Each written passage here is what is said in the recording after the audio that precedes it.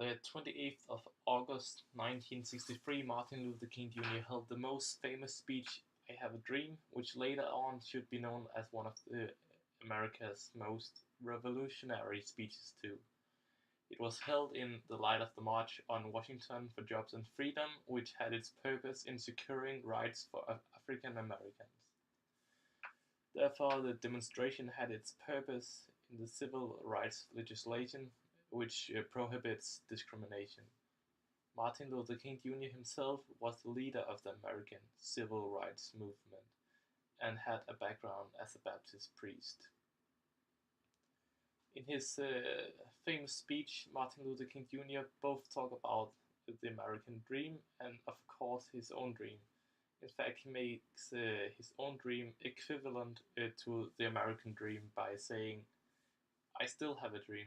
It is a dream deeply rooted in the American dream, which he says on page 3, line 13 to 14. And by saying this, he suggests that his dream and the American dream are the same. So each time he talks about his dream, he also talks about the American dream. The American dream to him is therefore, first of all, that all men are created equal and should stay so. More exactly, he says, I have a dream that one day this nation will rise up and live out the true meaning of its creed. We hold these truths to be self-evident, that all men are created equal, which he says on page 3, line 15 to 16. For him, the American dream is therefore about equality, which is pretty obvious. Besides that, he thinks that the American dream is about freedom and justice. He says, I have a dream that one day even the state of Mississippi, a state sweltering with the heat of injustice, sweltering with the heat of oppression, will be transformed into an oasis of freedom and justice. Which he also says on page 3, line 19 to 21. Clearly, the American dream is about freedom and justice, but freedom and justice even in the state of Mississippi, as he says. And who could disagree?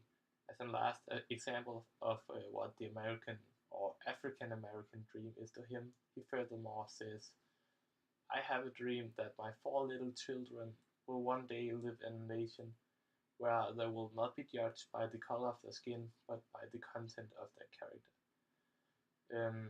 And he says that on page 3, line 22 to 23.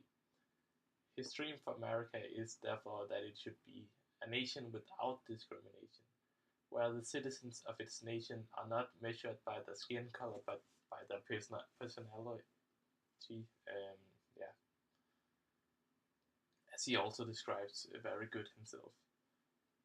Those dreams are all brought to the whole America as the audience, which is very clear when he says, we will be able to speed up that day when all of God's children, black men and white men, Jew and Gentiles, Protestants and Catholics, will be able to join hands and sing in the words of the old Negro spiritual, free at last, free at last, thank God Almighty, we are free at last. But sometimes he also refers directly to a more specific group of people, as the one time he says, but there's something that I must say to my people who stand on the warm threshold which leads into the palace of justice, which he says on page 1, line 12 to 13. Here he addresses his people only, who was with him that day only. By doing that, he does not only split an already divided nation, but he does also talk directly to an audience or group of people no one ever have addressed like that before.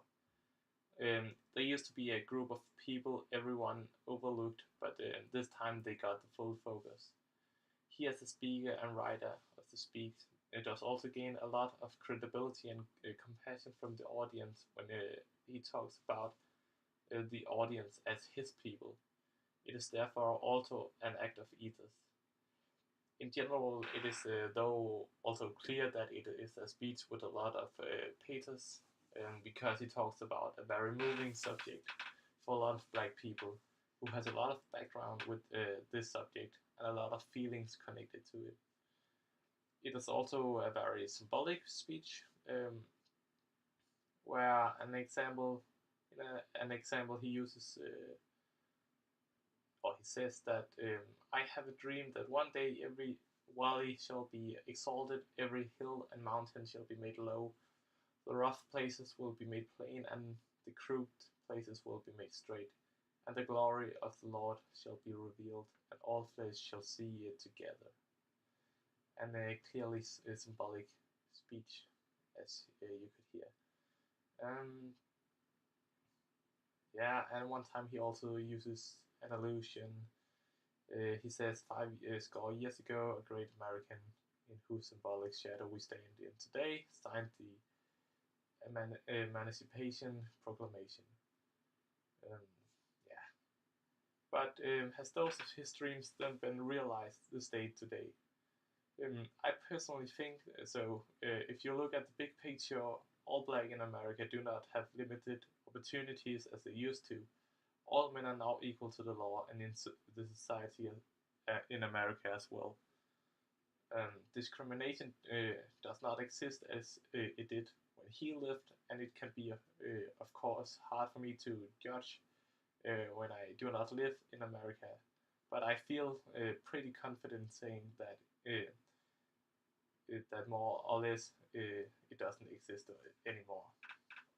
It is my conviction that people really do not get judged by the color of their skin, but by the content of their character. And that freedom and justice is all over the country. Some would though say that African Americans still is getting discriminated, or that racism still exists. But we will never get rid of racism, even though it could be nice. So the most important thing is that no one with a position with power should be a racist. Uh, so that the problem with discrimination would be solved, which I think it is. Um, that does not mean that we should accept racism. It is just a conclusion that racism is hard to kill.